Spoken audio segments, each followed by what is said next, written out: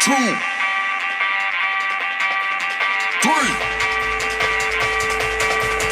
1, 2, 3. Let's go.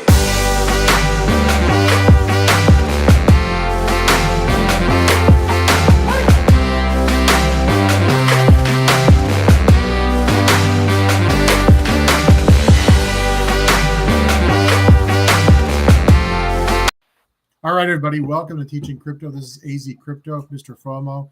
MrFOMO, within the last hour, some big news hit, and it really might affect how early the bull run starts. So this is going to be a really important episode. Please hit that like, and most importantly, hit that subscribe, that bell notification, but that subscribe button really helps us out. So if you could help us with the show, send it to anyone that may or may not be interested in crypto. Who knows? Maybe we can get someone in after today's episode. Really quickly, Voyager, some people are still waiting on the withdrawals, and it's just been really slow. And the issue is I don't think they have enough workers to do all the withdrawals. So part of the problem, MrFOMO, is a lot of people wanted to do test withdrawals. What they realize now is, one, there is a fee, and two, some of these really small USD test withdrawals are taking a ton of time to process, and they just don't have enough personnel to do these manually and get these in.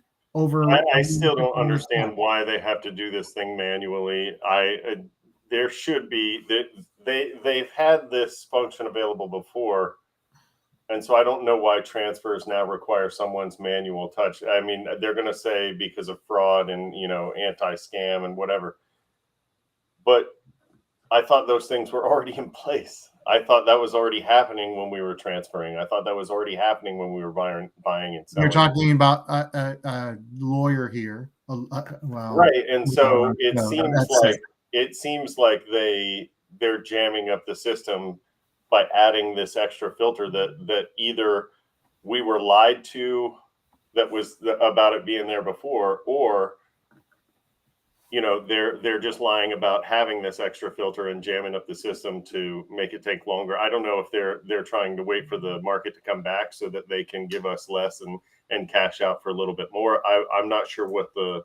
Well, Mr. Slim makes a good point. These are all billable hours, but I think the lawyers are on the clock no matter what. So I think the state is getting charged whether they're doing this manually or not. But yeah, this does delay everything. And so if you are still waiting, I would say be patient. If it says pending, it should eventually come, right? Well, that's the other thing is, and you calmed me down earlier, but when we were talking before the show, because I was getting pretty hot. My brother-in-law, there's a lot of people that I know that are still waiting on pending transactions. And so I was getting fired up, but you reminded me that the email did say that it could take up to 10 days. And, the email I received, I believe somewhere in there, it said something like 3 to 7 days. And so judging by the pace of things that have happened since this company filed for bankruptcy, you might even give it like 6 to 20 days because everything's been taking about twice as long as they've said it would in the beginning. I have a feeling that next week will be going much faster because there hopefully will be done with all the initial withdrawals. Keep your fingers crossed. And there are still people that are just going to cash out. Remember, if you don't do anything for 30 days, you get cashed out. But that if there's a bunch of people that are just waiting to be cashed out, then that should put less stress on the system, right? There should be less transactions. Yes, but I think a lot of people that were planning decided when the thing hit live not to do that because they realized that the cash out, there's no date as to when you're going to get that check, right? You could be looking at, I'm not scaring anyone, but it's not crazy to think that they could take 3 months to process that check, get a banking partner, get the probably check. You probably are scaring some people. Do their due diligence. So I would just, I would maybe be hesitant about the cash out. I want to talk about something. Hold on. Let's address what Mr. Slim said real quick. He's talking about, he heard USDC and BTC are taking longer than others. I can tell you for a fact, BTC took longer than my USDC by about a day. So if that is something that you're concerned about, if you've got 3 separate transactions, yes, count on that not happening all at once, even in the pace that you put the transactions in. I would not expect that same pace to see them come out. You'll see one at a time and probably pretty slowly, judging by the way it's going so far. Yeah. Unfortunately, it's a slow process. Hopefully, things will speed up for everyone. Let's us hope. Now, this is really, really important. And I want to talk about this today because I think this is critical here. Just a few minutes ago, Fidelity refiled for a spot ETF. And you might say, why does that matter?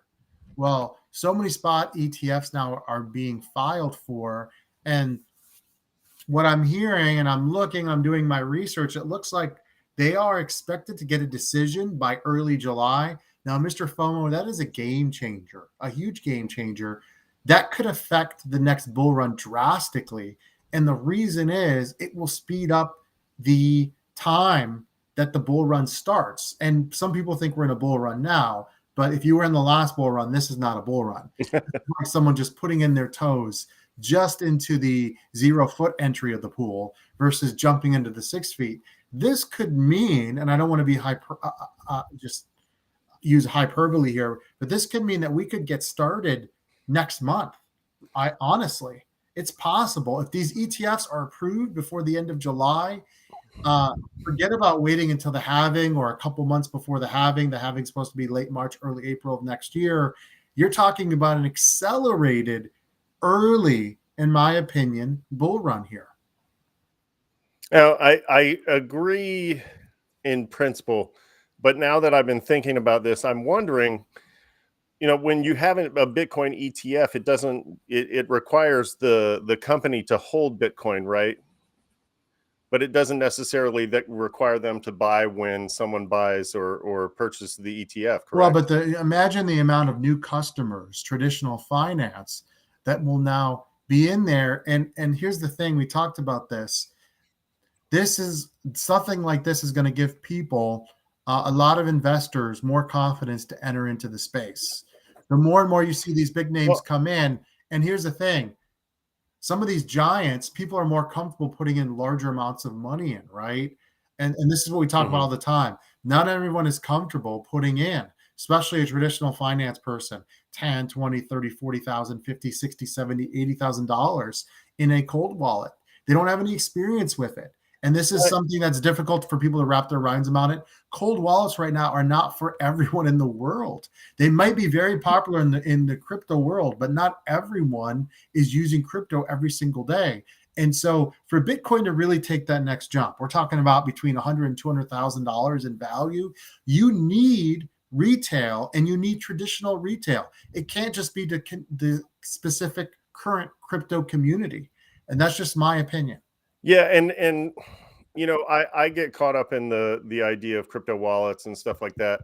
And then and over the past week, I've walked maybe 5 or 6 people through their transfers from Voyager to another spot, to a wallet, and realizing how little even the the average crypto investor seems to know about working their wallets and the process that's involved.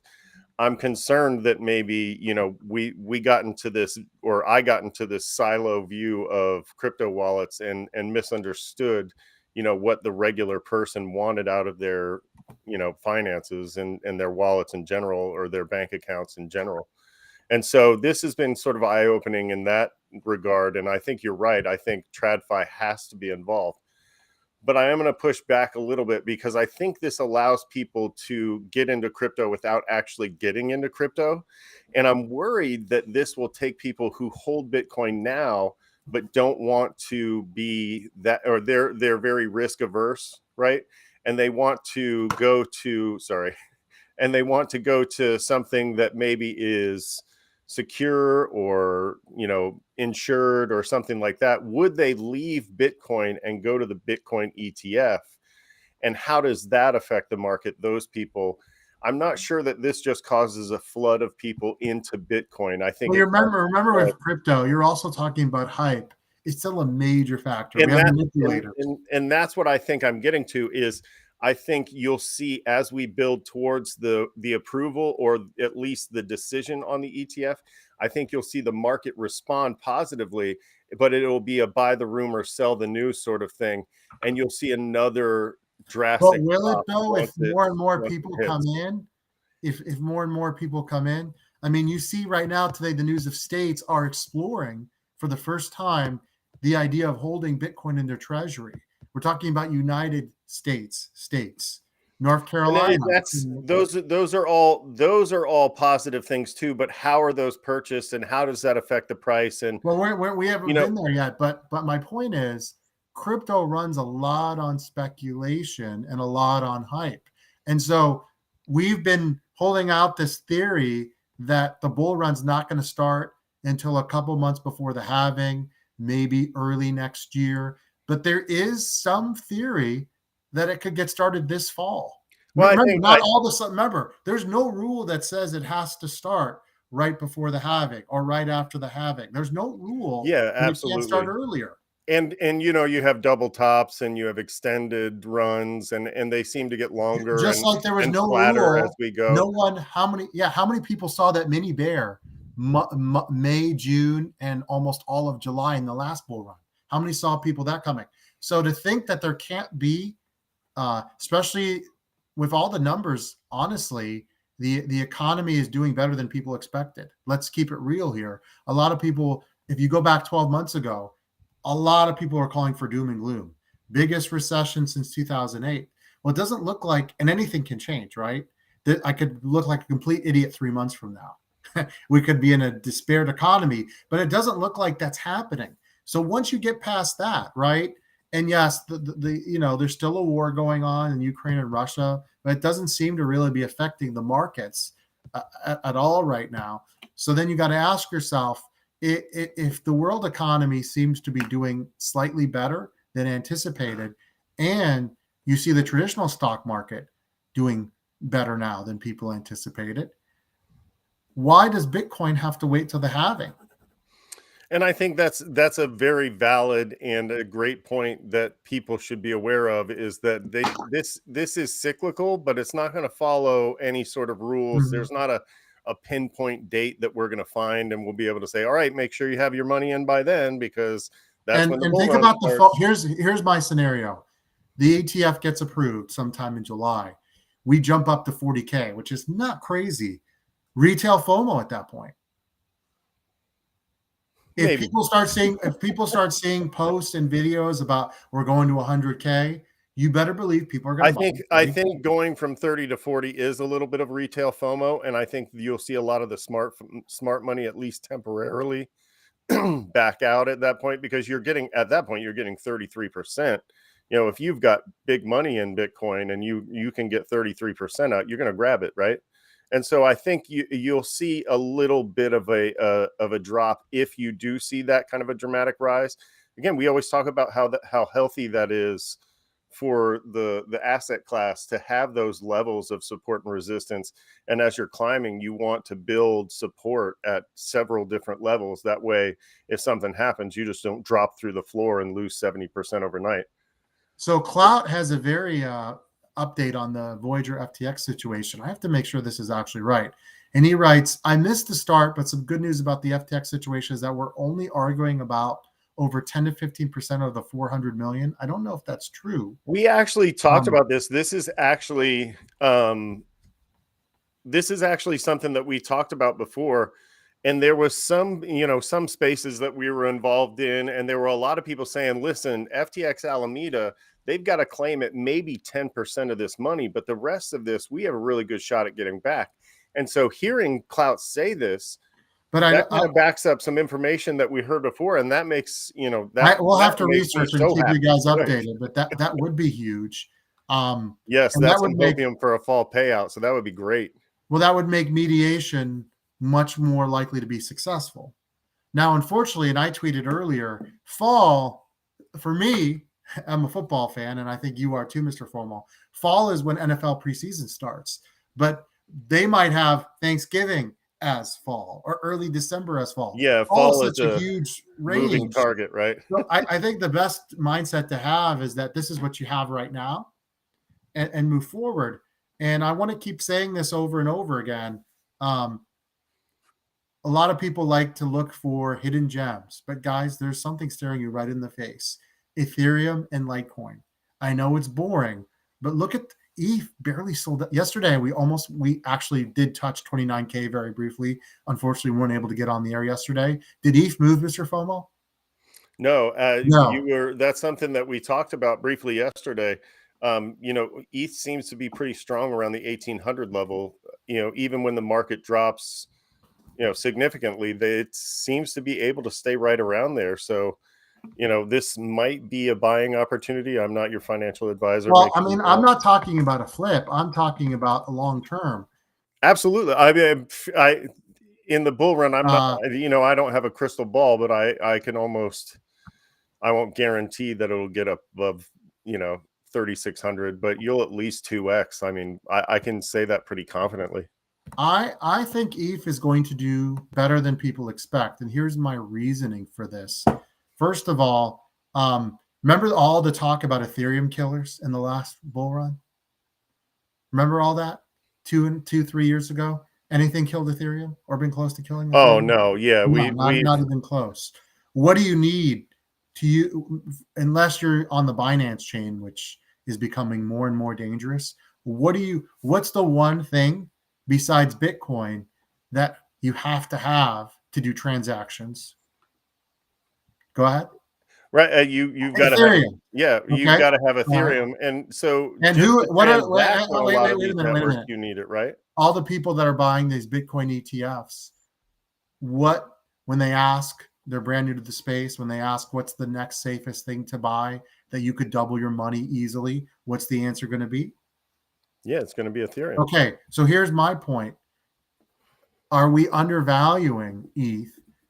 We've talked about ETH maybe going to 10K next rally, and I know you don't like to make predictions, but is there a possibility a more positive outlook could be an ETH that might get to 20K? Possibly. Oh, wow, yeah. I mean, anything's possible, right? In the crypto space, that's why we're here, because of the exponential possibilities. But I would say, 10,000 is probably way more realistic. And I really hate making predictions. I hate it too. But that's why we call him Mr. FOMO, because when I buy, it usually goes down. So I'll let you guys know when I buy. That way you can buy after me once the market takes a dip. But Mr. FOMO, I'm not good at that. Really quickly, I just wanted to share something, and this is just kind of giving our just audience a touch before we get into this. We did talk about, when we talked about recovery and building a portfolio, we talked about maybe the strength of your portfolio holding blue chips instead of just being 100% or 50% Bitcoin in that stability part of your portfolio. Maybe adding ETH and another blue chip to that portion of your portfolio to give yourself some stability and possible exponential gains. Well, Mr. FOMO, why don't you throw that chart out really quickly? There you go. Yeah. Obviously, this is not like the alts where you see it go way, way down. But look how long it's been holding here at this level. Despite Bitcoin going up and down, it's been holding.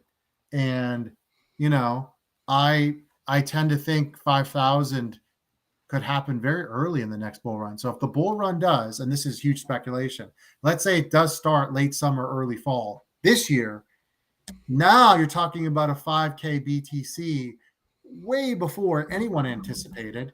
And right now it's showing huge strength at 1,800. Again, something to consider. Just that's all I'm saying.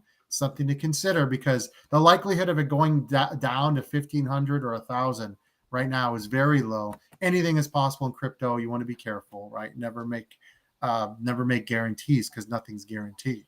So ETH is Bitcoin dependent. ETH will hit 20,000. Bitcoin is at 200,000, possibly, but I don't know if it needs to do that. Possibly. Yeah, I don't. I would agree there. There have been several good points in the chat that I've missed. There was one.